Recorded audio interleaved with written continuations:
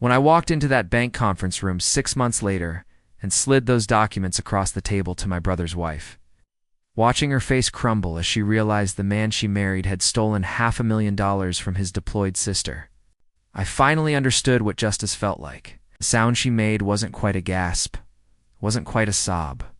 It was the sound of a woman's entire world reshaping itself in real time. But before we jump back in, tell us where you're tuning in from. And if this story touches you, make sure you're subscribed, because tomorrow, I've saved something extra special for you.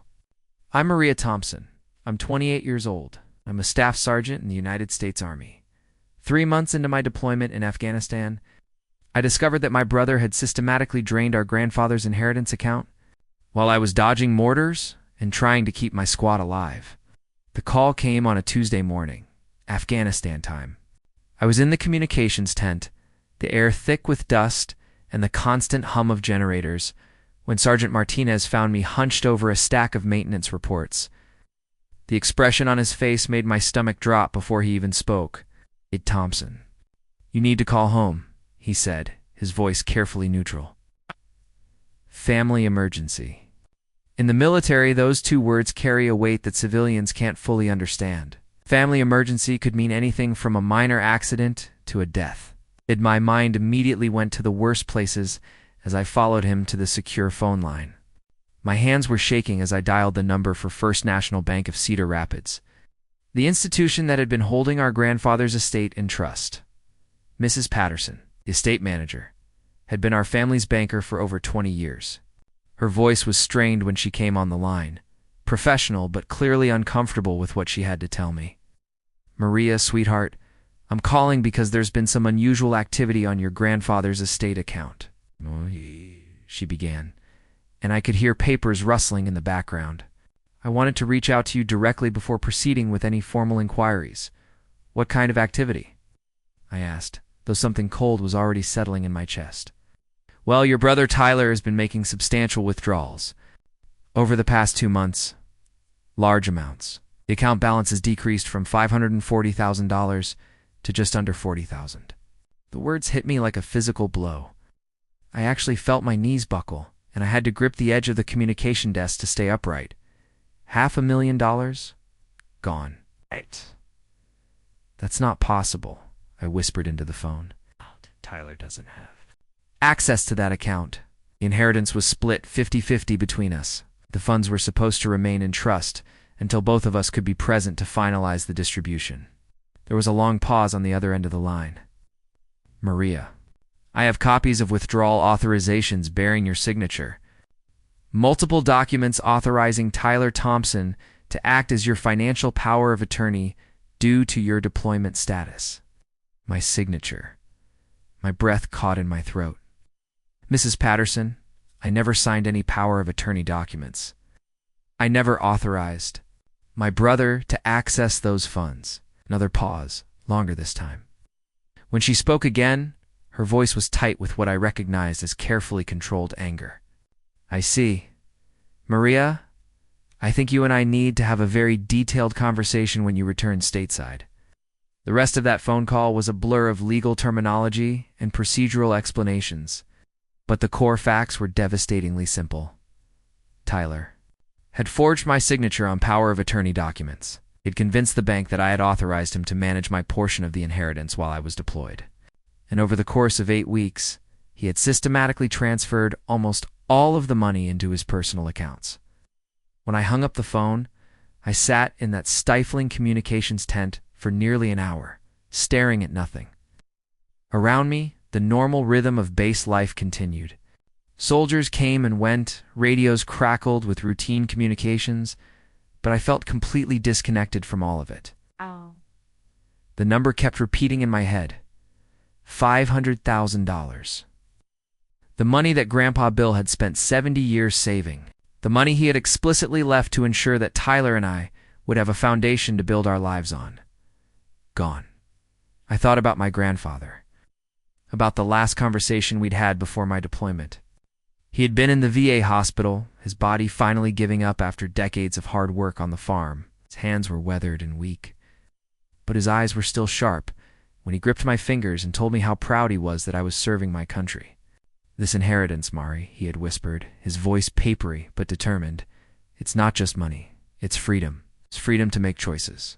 Promise me you'll use it wisely." I had promised. And now it was gone, stolen by the brother I had spent my entire life protecting and supporting.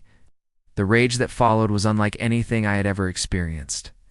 It wasn't the hot, explosive anger of combat or crisis. It was cold, methodical, and absolutely consuming. I found myself thinking about Tyler's wedding day, just 6 months earlier, when I had given the speech as his best woman. I thought about how proud our parents had been, how beautiful his wife Jessica had looked, how Tyler had grabbed the microphone during the reception and made a grand speech about family loyalty and how his big sister had always had his back. I thought about the $10,000 I had quietly transferred to him 2 years ago when his construction business was failing. Preparing and narrating this story took us a lot of time, so if you are enjoying it, subscribe to our channel. It means a lot to us. Now back to the story. No fanfare, no family drama, just a private conversation between siblings and a discreet bank transfer. I thought about the countless times I had covered for him, defended him, made excuses for his failures and irresponsibility. The pattern was so clear now, so glaringly obvious that I couldn't believe I had been blind to it for so long. Sergeant Martinez found me 3 hours later, still sitting in the same chair, staring at the same spot on the tent wall. He took one look at my face and pulled up a chair beside me. "Talk to me, Thompson," he said simply.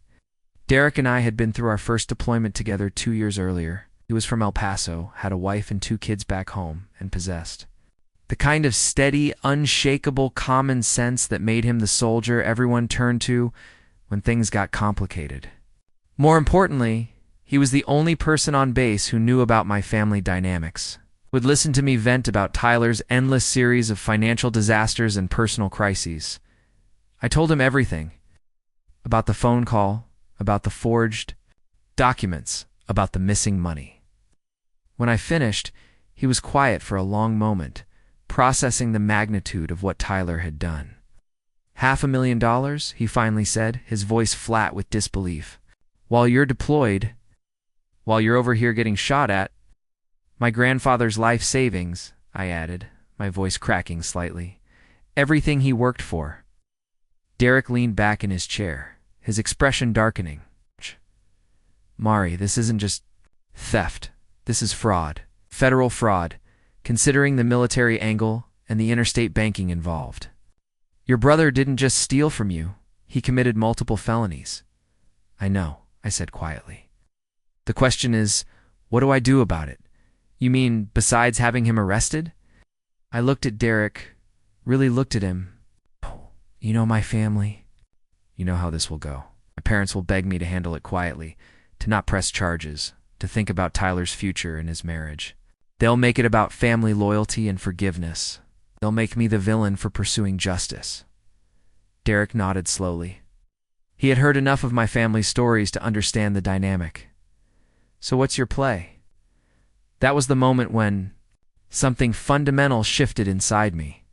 For 28 years, I had been the responsible daughter, the protective older sister, the family peacekeeper. I had joined the military partly to serve my country, but also partly to escape the suffocating cycle of Tyler's dramas and my parents' enabling. I had thought that putting an ocean and a war zone between myself and my family would finally give me some peace. Instead, Tyler had taken advantage of my absence to commit the ultimate betrayal. And the worst part was that I knew, with absolute certainty, that when I confronted my family about this, they would find a way to make it my fault. They would say I should have been more careful, should have set up better safeguards, should have known better than to trust Tyler. The victim would somehow become the villain. "I'm going to handle this my way," I told Derek, feeling a calm certainty settle over me for the first time since the phone call. Quietly, methodically, and completely. "What does that mean?" I stood up, feeling steadier than I had in hours. "It means Tyler thinks he's stolen from his deployed sister who can't do anything about it from thousands of miles away. He thinks he's safe behind mom and dad's protection and his wife's ignorance. He's about to learn how wrong he is. The first step was documentation. I spent the next 3 days working with Mrs. Patterson and the bank's fraud department to compile every piece of evidence related to Tyler's theft: bank records, forged documents, timestamps showing exactly when each fraudulent withdrawal had occurred. The paper trail was extensive and damning. The second step was legal consultation. The base legal officer connected me with a military lawyer who specialized in financial crimes involving deployed personnel. The conversation was sobering but clarifying. Tyler had committed multiple federal crimes, and the evidence was overwhelming.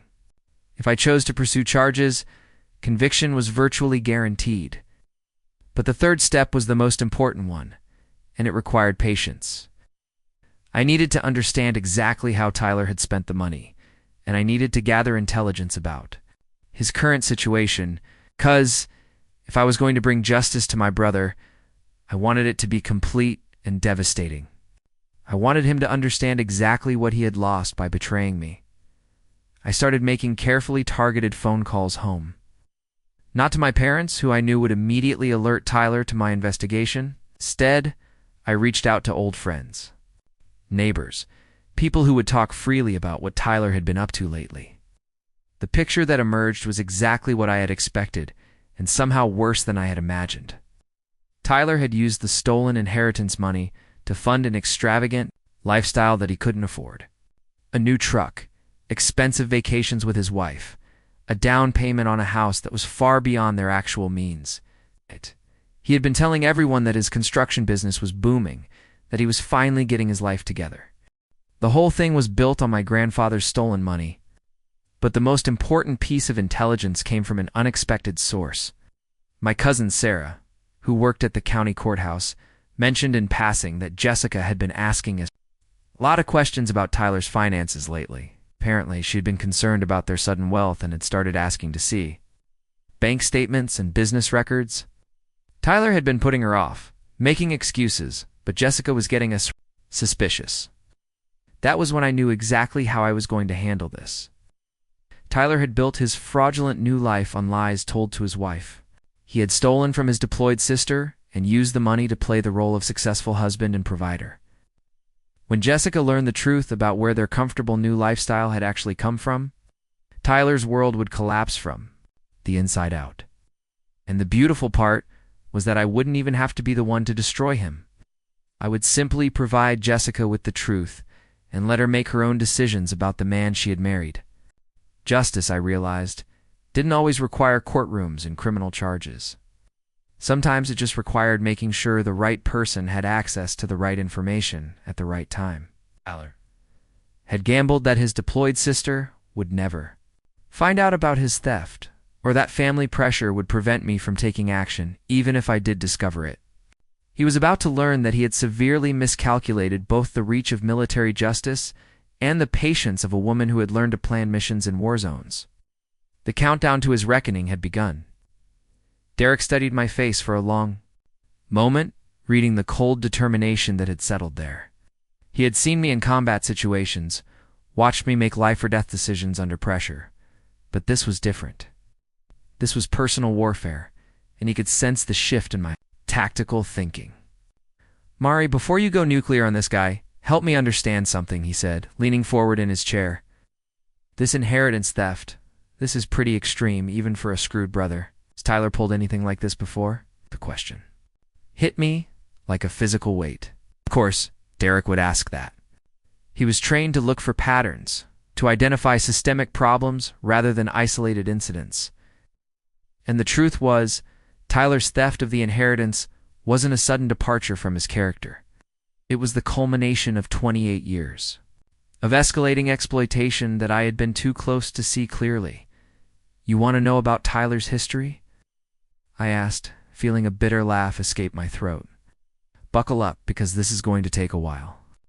I started with the incident that should have been my wake-up call. The moment when Tyler's manipulation shifted from typical sibling exploitation to something darker and more calculated. It was 3 years ago, during my previous deployment to Iraq. Tyler had been 23, supposedly enrolled in community college studying business management. supposedly working toward building a legitimate future for himself. The call had come through the Red Cross, flagged as a family emergency. I remember the terror that gripped me as I was escorted to the communications center, convinced that something had happened to our parents or grandfather. Instead, I found myself on a crackling international line with my mother, her voice thick with tears and barely controlled panic. "Maria, thank God we reached you," she had sobbed into the phone. "It's Tyler. He's in jail." The story that emerged over the next hour was a masterpiece of Tyler's particular brand of disaster.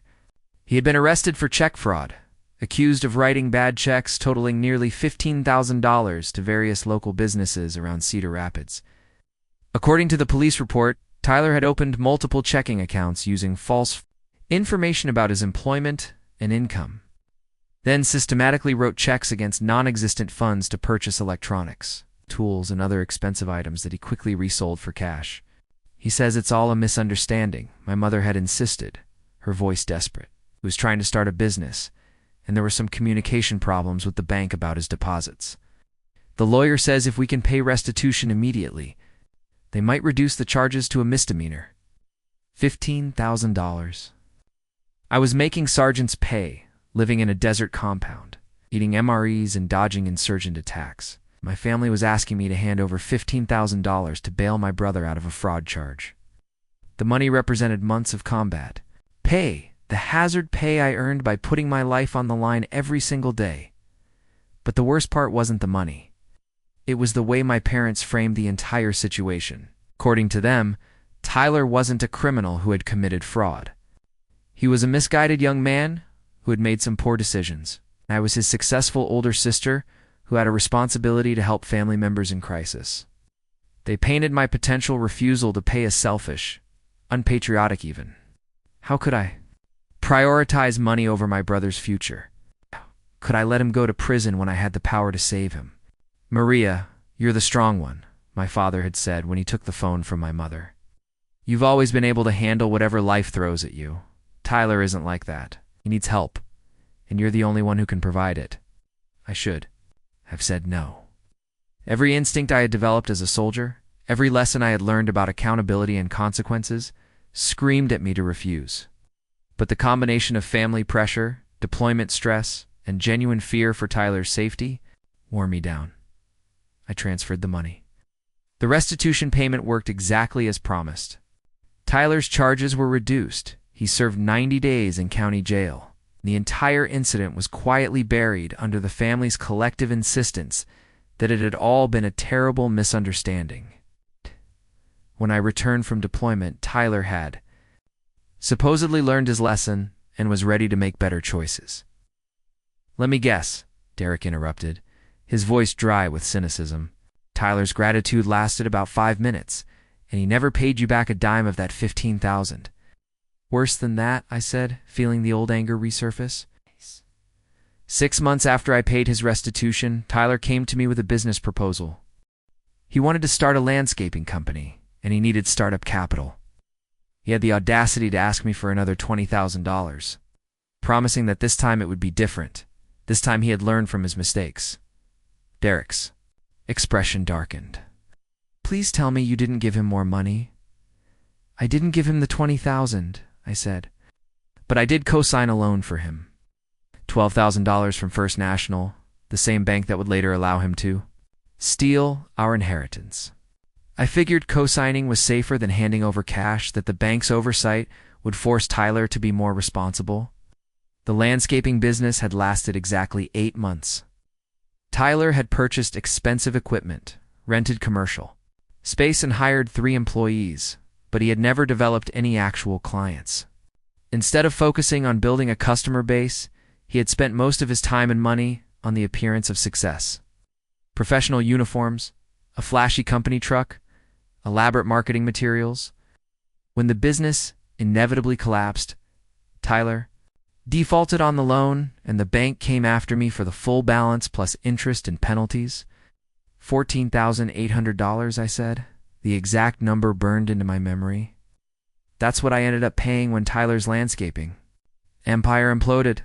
He disappeared for 3 months. Wouldn't return my calls. Wouldn't meet with me to discuss the situation. I finally tracked him down at our parents' house, where he was hiding out and letting Mom cook his meals while I was getting threatening letters from the bank. When I had confronted Tyler about the defaulted loan, his response had been a preview of the same shameless manipulation he would later use to justify stealing the inheritance. According to Tyler, the business failure wasn't his fault. Local market wasn't ready for his innovative approach to landscaping. His employees had been lazy and unreliable. The bank had been unreasonable in their payment expectations. And ultimately, as his older sister and someone who made more money than he did, I should have been more supportive during his entrepreneurial journey. He actually used the phrase entrepreneurial journey, I told Derek, shaking my head at the memory. Like he was Steve Jobs instead of a con artist who had just cost me $15,000 in restitution, plus another $15,000 in loan payments. $30,000 total, and not one word of genuine apology or accountability. Derek was quiet for a moment, processing the scope of Tyler's manipulation. What did your parents say when you told them about the defaulted loan? That's the beautiful part, I said, feeling the familiar surge of resentment. They what? They already knew. Tyler had confessed everything to them weeks before the bank started coming after me. And instead of warning me or encouraging Tyler to take responsibility, they had advised him to lay low and let me handle it. According to my mother, I was better equipped to deal with financial stress than Tyler was. The loan incident should have been the end of my financial relationship with Tyler, but it wasn't even close to the end of his exploitation, because Tyler had learned something valuable from that experience. He had learned that he could cause me significant financial damage, disappear until the immediate crisis passed, and then return to the family dynamic without any meaningful consequences. My parents' willingness to shelter him during his vanishing act had taught him that he would always have a safe harbor, no matter how badly he betrayed me. The pattern became clear when I looked at it objectively. Tyler would identify an opportunity to extract money or resources from me. He would present the request in terms of family loyalty or emergency necessity. When his scheme inevitably failed, he would disappear and let me deal with the consequences alone. Then, after enough time had passed, he would reappear with a new crisis or opportunity, and the cycle would begin again. The inheritance theft isn't an aberration, I told Derek, feeling the pieces click into place with devastating clarity. It's the natural evolution of a pattern that's been developing for years. Tyler has been training for this moment, learning how to exploit my absence and manipulate our family's dynamics to maximum advantage. But the financial exploitation was only part of the story. The deeper pattern was emotional and psychological. A systematic erosion of my boundaries and self-respect that had been happening for so long, I had stopped noticing it. Tyler had spent years positioning himself as the family member who needed protection and support, while casting me as the strong, independent one who could handle any burden. When our grandfather had been diagnosed with cancer 2 years ago, guess who had been expected to coordinate his medical care? When Grandpa Bill needed rides to chemotherapy appointments during my leave periods, guess who had rearranged her military schedule to provide transportation? When the family needed someone to research treatment options, navigate insurance paperwork, make difficult medical decisions, guess who had become the unofficial family caregiver? Tyler, meanwhile, had been conspicuously absent during our grandfather's illness. He was always too busy with work, too stressed about his own problems, too emotionally fragile to handle the sight of Grandpa Bill's deteriorating condition. Our parents had made endless excuses for Tyler's absence, insisting that everyone grieves differently and that Tyler was contributing in his own way. His own way, I said to Derek, apparently involved staying away from the hospital and avoiding any actual responsibility. While I spent my vacation time driving a dying man to medical appointments and researching experimental treatments that insurance wouldn't cover, the most infuriating part was that our parents had praised Tyler's emotional sensitivity while treating my practical support as expected and unremarkable. When Tyler occasionally showed up at the hospital for brief visits, bringing flowers or fast food, he was celebrated for his thoughtfulness. When I spent weeks coordinating care and advocating with medical professionals, it was simply what responsible family members did. They trained you to be the fixer, Derek observed, and they trained him to be the problem that needed fixing. Exactly, I said. And now Tyler has figured out how to monetize that dynamic. He's not just exploiting my money anymore. He's exploiting my absence, my sense of family responsibility, and my inability to supervise his behavior from thousands of miles away. The conversation with Derek was crystallizing something that I had been struggling to articulate since Mrs. Patterson's phone call. Tyler's theft of the inheritance wasn't just a crime, it was a declaration of war against everything I had sacrificed for our family. While I was serving my country, missing holidays and birthdays and family milestones, Tyler was systematically looting the financial legacy that our grandfather had intended to provide security for both of us. But Tyler had made one critical miscalculation in his escalating campaign of exploitation. He had assumed that geographic distance would protect him from consequences, that my deployment would provide him with months of unsupervised access to commit his fraud. He had counted on my family loyalty and conflict avoidance to prevent me from taking decisive action, even after I discovered his theft. What Tyler didn't understand was that the military had taught me something that my family never had. Taught me that some betrayals are so fundamental, so destructive to the basic trust that holds institutions together, that they cannot be forgiven or overlooked. They can only be met with overwhelming, decisive response. You know what the worst part is? I told Derek, feeling a cold clarity settle over me. Tyler thinks he's gotten away with it. Right now, he's probably congratulating himself on his clever scheme. He's probably telling Jessica about how well his construction business is doing. Using our grandfather's stolen money to play the role of successful provider, Derek nodded grimly. And Jessica has no idea that her comfortable new lifestyle is built on fraud and family betrayal. Not yet, I said, feeling a smile that had nothing to do with warmth. But she's about to get a very thorough education about the man she married. The decision crystallized in that moment. Tyler had spent years perfecting his ability to exploit family dynamics and evade consequences.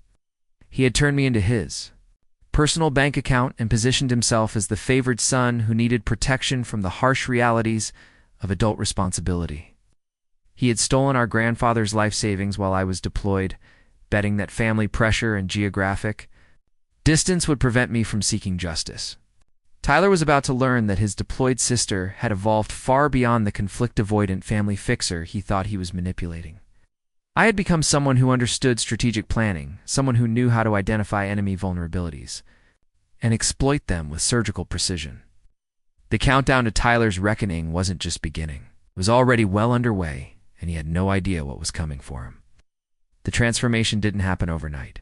It took 3 weeks of careful planning, strategic research, and cold calculation before I was ready to make my first move.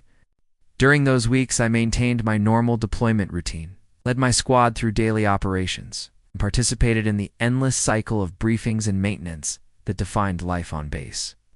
But underneath that professional exterior, I was conducting a different kind of mission entirely. My first tactical decision was intelligence gathering. Tyler thought he was operating in darkness. Protected by my geographic isolation and the family's collective willingness to enable his behavior. What he didn't realize was that modern technology had made his deployment advantage largely irrelevant.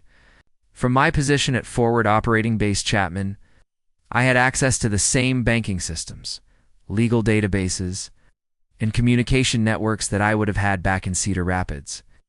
I started with the bank records Mrs. Patterson had provided me with preliminary documentation, but I needed comprehensive evidence of Tyler's fraudulent activities. Working with the bank's fraud investigation unit, I was able to obtain detailed transaction histories, copies of the forged power of attorney documents, and timestamps for every illegal withdrawal Tyler had made. The paper trail was more extensive than I had initially realized.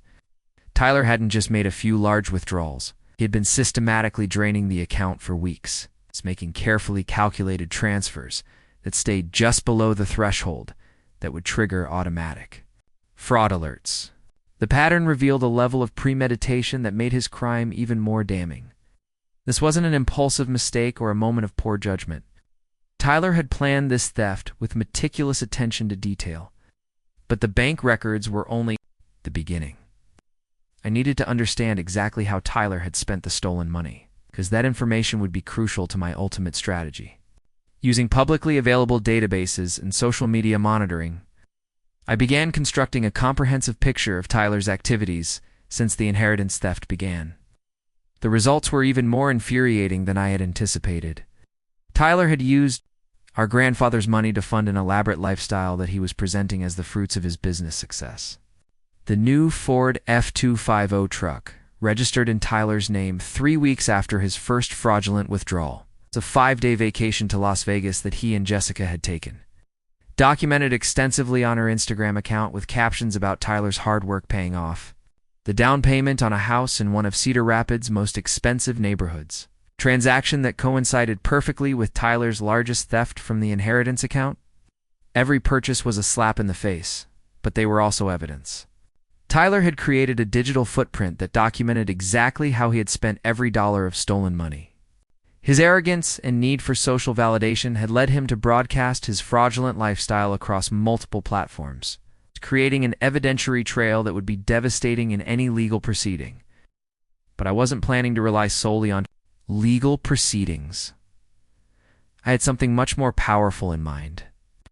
The key insight came during a video call with my cousin Sarah, who worked at the county courthouse and had always been more perceptive about family dynamics than my parents.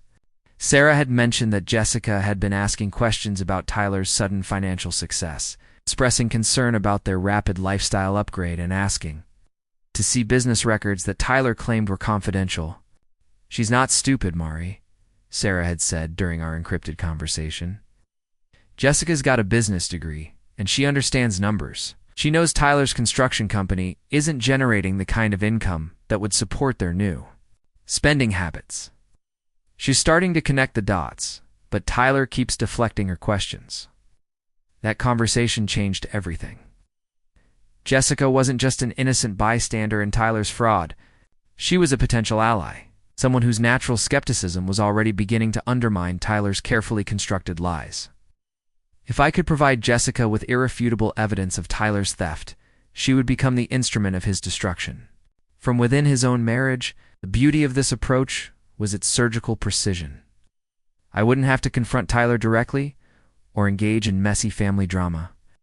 I wouldn't have to endure lectures from my parents about forgiveness and family loyalty. Instead, I would simply ensure that the right information reached the right person at the right time, and let the natural consequences unfold. My second tactical decision was timing. Tyler's fraud had given him a temporary advantage, but it had also created vulnerabilities that I could exploit. According to the financial records I had obtained, Tyler had used the stolen inheritance money to make a substantial down payment on his new house. But he still owed significant monthly mortgage payments that far exceeded his legitimate income. His truck payments, credit card bills, and other lifestyle expenses were creating a financial burden that could only be sustained. If he continued to have access to stolen money, Tyler was living month to month on the remainder of our grandfather's inheritance, and those funds were rapidly dwindling. Within 8 weeks, he would face a financial crisis that would expose his fraudulent lifestyle to Jessica, whether I intervened or not. But I wasn't willing to wait 8 weeks. I was going to accelerate his timeline and control the circumstances of his exposure. Spent 2 weeks crafting the perfect evidence package. Working with Mrs. Patterson and the bank's legal team, I assembled a comprehensive dossier that told the complete story of Tyler's theft. Bank records showing the systematic drainage of the inheritance account, copies of the forged power of attorney, documents with expert analysis proving they were fraudulent, a detailed timeline correlating Tyler's major purchases with specific theft dates, financial projections showing the unsustainable nature of Tyler's current spending patterns. But the most powerful element of the package was a simple comparison chart that I created myself. On one side, Tyler's reported business income from his construction company tax returns. On the other side, his actual spending patterns since the inheritance theft began. The numbers told an undeniable story. Tyler was spending 3 times more money than his business generated, and the excess exactly matched the amount he had stolen from our grandfather's estate. The package was devastating in its simplicity and completeness. Anyone who reviewed it would understand immediately that Tyler was living a lie funded by family theft. But I needed to ensure that it reached Jessica in a way that would maximize its impact and minimize Tyler's ability to spin or deflect. My third tactical decision was delivery method. I couldn't simply mail the evidence to Jessica because Tyler might intercept it. I couldn't email it because Tyler had access to their shared computer and might monitor her electronic communications. I needed a delivery method that would ensure Jessica received the information privately and had time to process its implications before Tyler could influence her response. The solution came from an unexpected source. During one of my intelligence gathering conversations, I learned that Jessica worked as a part-time bookkeeper for several local businesses, including the veterinary clinic where my family had taken our pets for years. Dr. Reynolds, the clinic owner, was a family friend who would be willing to help facilitate a private conversation between Jessica and me. I contacted Dr. Reynolds directly, explaining that I needed to share some sensitive family information with Jessica and asking if he could arrange for her to receive a confidential package during her work hours. Dr. Reynolds, who had known our family since Tyler and I were children, agreed immediately. He had always been perceptive about family dynamics, and I suspected he had his own concerns about Tyler's recent behavior. The package would be delivered to Jessica at the veterinary clinic on a Thursday afternoon when she was scheduled to work alone. Along with the financial evidence, included a personal letter explaining my deployment situation, my discovery of Tyler's theft, and my decision to share the information with her rather than pursuing immediate criminal charges. The letter was carefully crafted to be informative rather than accusatory, presenting Jessica as someone who deserved to know the truth about her financial situation rather than as a co-conspirator in Tyler's fraud. But I wasn't content to simply deliver the evidence and wait for results. I wanted to ensure that Jessica had support and guidance as she processed the information. I wanted to maintain some degree of control over the timing of Tyler's confrontation. So I included one additional element in the package, a prepaid cell phone with my direct military contact information in specific times when I would be available for secure communication. My fourth tactical decision was backup planning. Tyler's response to Jessica's discovery of his theft was unpredictable, but I could anticipate several likely scenarios. He might try to minimize the severity of his actions, claiming that he had intended to repay the money before I returned from deployment. He might attempt to shift blame, arguing that I had been irresponsible in not properly securing the inheritance account. He might become aggressive or threatening, trying to intimidate Jessica into maintaining his secret. For each potential scenario, I developed contingency plans. If Tyler tried to minimize his actions, I had prepared additional evidence showing the premeditated nature of his fraud. If he attempted to shift blame, I had statements from Mrs. Patterson and the bank's legal team confirming that Tyler's actions were entirely unauthorized. If he became threatening or aggressive, I had already consulted with military legal counsel about options for emergency intervention. But the most important element of my backup planning was ensuring that Jessica had resources and support regardless of how Tyler responded. I had researched local legal aid services, identified family law attorneys who specialized in financial fraud cases, and prepared a list of resources for women facing financial abuse or domestic manipulation. Jessica would not be left to navigate Tyler's crisis alone. On the Tuesday morning when the evidence package was scheduled for delivery, I felt a calm that I hadn't experienced since discovering Tyler's theft. For weeks I had been consumed by anger and betrayal, struggling with the emotional weight of my brother's ultimate exploitation. But now I felt the cold satisfaction of a mission properly planned and executed. Tyler had spent years believing that he could manipulate family dynamics to avoid consequences for his actions.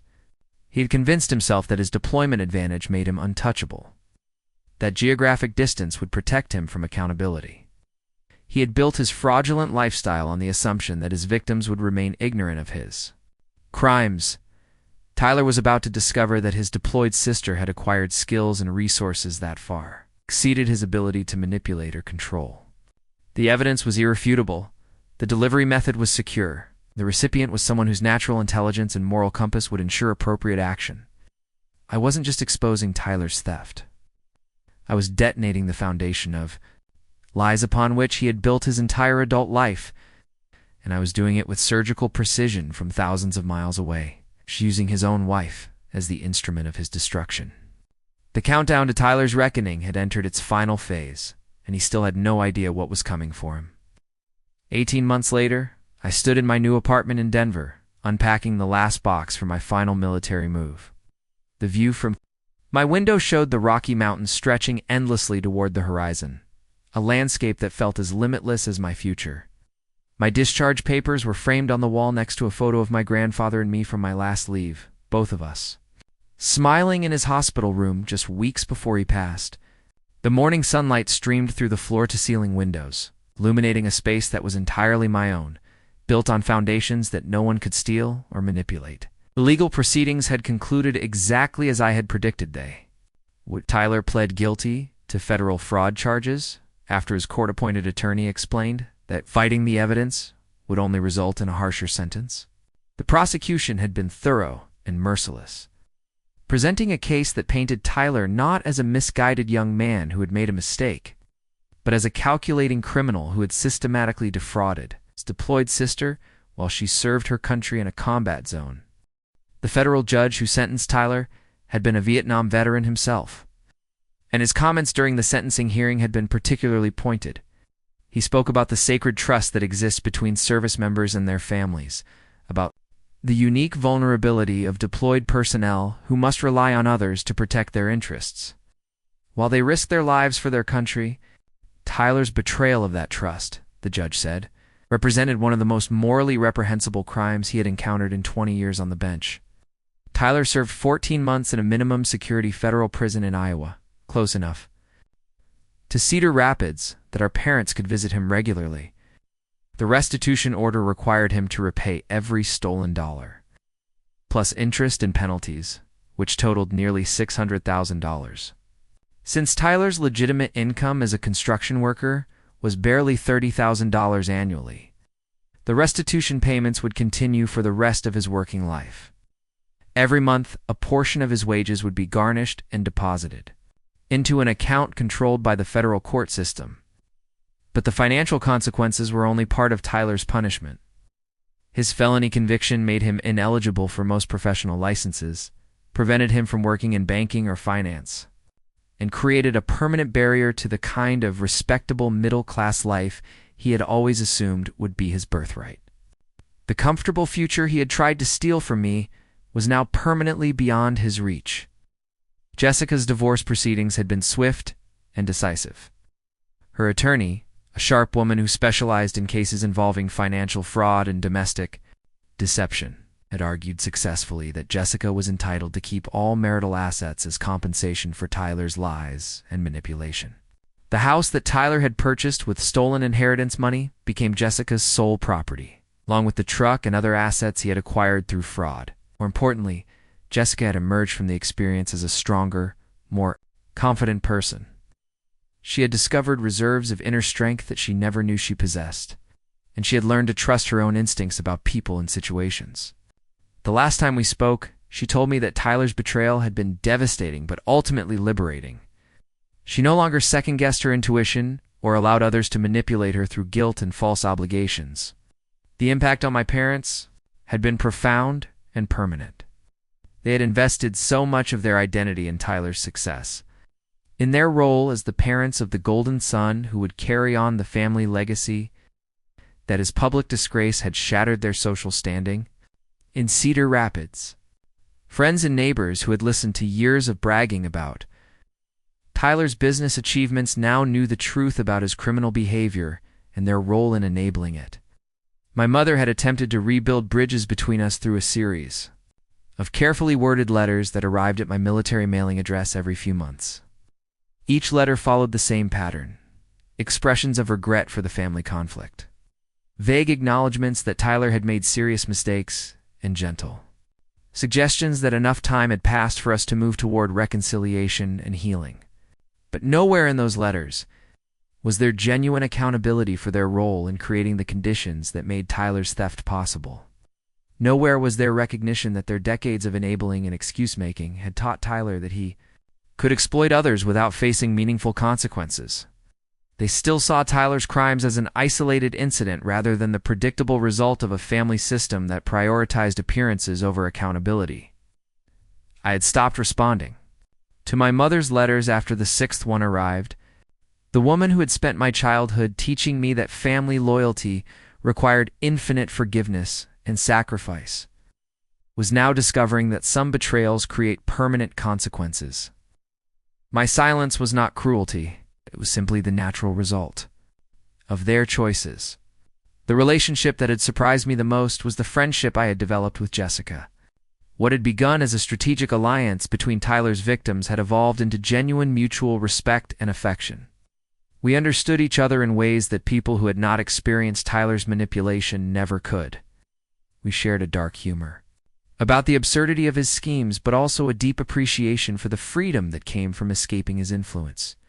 Jessica had started dating a man named David, high school history teacher, who treated her with a kind of consistent respect and honesty that she had never experienced with Tyler.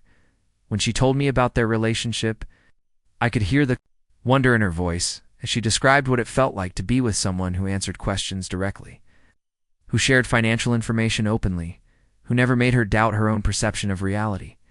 The inheritance money that Tyler had not managed to spend was eventually recovered through the asset forfeiture process and deposited into a new account that only I controlled.